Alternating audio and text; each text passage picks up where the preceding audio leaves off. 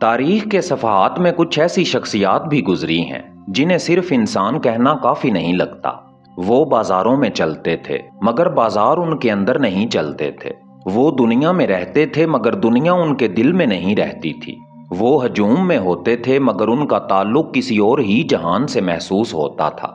ऐसे ही असरार भरे किरदारों में एक नाम हजरत सखी सैयद मर्दान अली शाह कलंदर मस्त रहमतुल्लाह अलैह का भी है, जिन्हें अकीदतमंद वंगा वाली सरकार के नाम से याद करते हैं। आप रहमतुल्लाह अलैह का आस्ताना आलिया वड़ाइचा वाला शरीफ डिंगा शहर के करीब जिला गुजरात में वाक़ है, जहां आज भी मोहब्बत करने वाले, अकीदत रखने वाले और रूहानी सुकून तलाश करने वाले हाजिर होते हैं।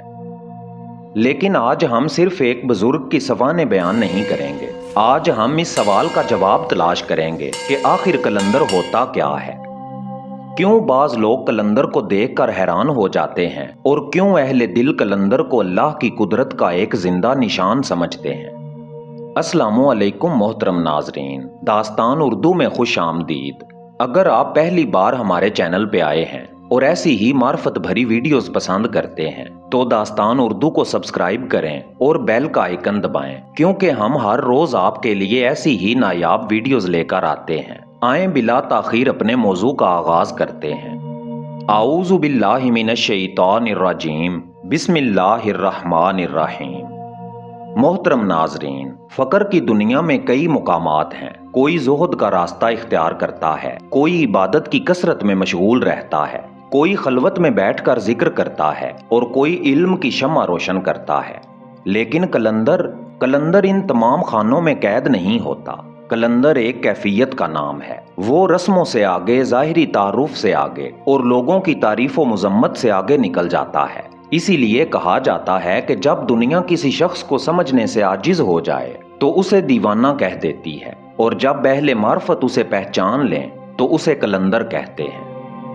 वंगा वाली सरकार रहमतुल्लाह अलैह के मुतल्लक अहले अकीदत बयान करते हैं कि आपकी जिंदगी में आग का एक खास ताल्लुक था, लेकिन इस ताल्लुक को समझने के लिए पहले इश्क को समझना जरूरी है, क्योंकि आग सिर्फ लकड़ी को नहीं जलाती। एक आग वो भी है जो ख्वाहिशात को जलाती है, एक आग वो भी है जो तकब्बुर को जलाती है, एक आग वो भी है जो इंसान के अंदर मौजूद झूठे मैं को राख कर देती है।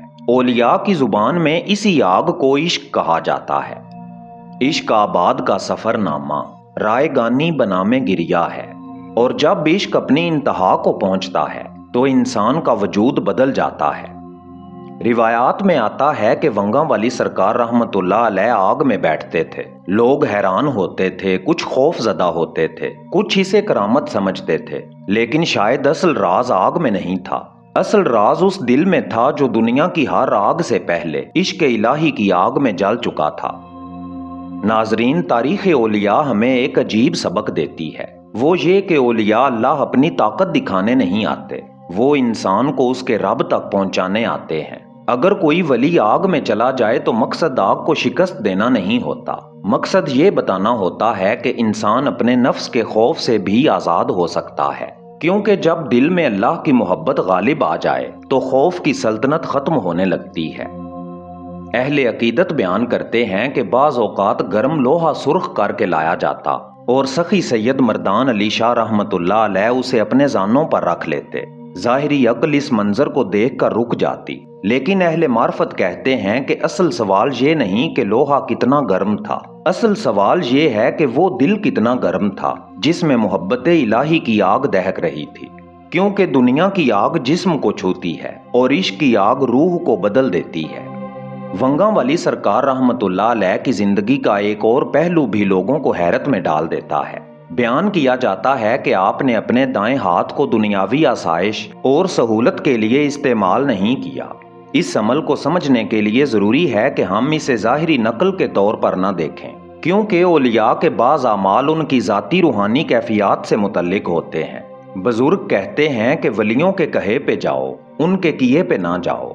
वो हर शख्स के लिए नमूना अमल नहीं होते, लेकिन उनके पीछे मौजूद पैगाम जरूर काबिल गौर होता है, और वो पैगाम ये है कि आशिक अपनी राहत को कुर्बान कर देता है।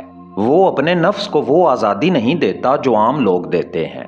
وہ اپنے اندر ایک مسلسل مجاہدہ قائم رکھتا ہے، وہ اپنے آپ کو یاد دلاتا رہتا ہے کہ اصل مقصد آرام نہیں بلکہ قرب الہی ہے۔ محترم دوستو، آج کی دنیا میں کامیابی کا مطلب دولت سمجھا جاتا ہے، شہرت سمجھا جاتا ہے، طاقت سمجھا جاتا ہے، لیکن فقیروں کی دنیا میں کامیابی کا معیار مختلف ہے۔ وہ پوچھتے ہیں، تم نے اپنے نفس پر کتنی حکومت حاصل کی؟ تم نے اپنے غصے کو کتنا قابو کیا؟ تم نے اپنی خواہشات کو کتنی شکست دی؟ تم نے اپنے رب سے کتنی محبت کی؟ اور یہی وہ سوالات ہیں جو ایک قلندر کی زندگی کو سمجھنے میں مدد دیتے ہیں۔ روایت ہے کہ ونگاں والی سرکار رحمت اللہ علیہ نے 109 سال کی عمر پائی۔ یہ ایک طویل زندگی تھی، ایک ایسی زندگی جس میں زمانے بدلتے رہے، لوگ آتے رہے، لوگ جاتے رہے، نسلیں تبدیل ہوتی رہیں، لیکن فقیری کا چراغ روشن رہا۔ یہی اولیاء کی ایک نشانی ہوتی ہے، وہ اپنے جسم سے زیادہ اپنے اثرات کے ذریعے زندہ رہتے ہیں۔ ان کی محفلیں ختم ہو جاتی ہیں مگر ان کی باتیں باقی رہتی ہیں، ان کے قدم رک جاتے ہیں مگر ان کا فیض جاری رہتا ہے، ان کی آنکھیں بند ہو جاتی ہیں مگر ان کی یاد دلوں میں زندہ رہتی ہے۔ پھر وہ وقت آیا جب ونگاں والی سرکار رحمت اللہ علیہ نے اس دنیا سے پردہ فرمایا۔ ہر آنے والے کو جانا ہے، یہ اللہ کا قانون ہے۔ بادشاہ بھی جاتا ہے، فقیر بھی جاتا ہے، عالم بھی جاتا ہے اور قلندر بھی جاتا ہے، لیکن بعض شخصیات کے بارے میں عقیدت مند ایسی روایات بیان کرتے ہیں جو ان کے وصال کے بعد بھی لوگوں کو حیرت میں ڈال دیتی ہیں۔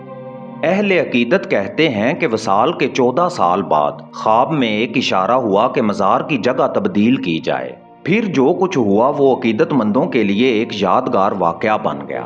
یہاں اس واقعے سے ایک بہت اہم سبق واضح ہوتا ہے، اور وہ سبق یہ ہے کہ اولیاء اللہ کی یاد جسموں سے زیادہ دلوں میں محفوظ رہتی ہے۔ قبر صرف مٹی کا ایک ٹکڑا ہوتی ہے، اصل مزار تو محبت کرنے والوں کے دل ہوتے ہیں۔ اسی لیے اولیاء فرماتے ہیں کہ اگر تم کسی ولی کو تلاش کرنا چاہتے ہو تو صرف مزار پر نہ جاؤ، اس کے کردار کو دیکھو، اس کے پیغام کو سمجھو، اس کی تعلیم کو اپناؤ، کیونکہ یہی اصل نسبت ہے۔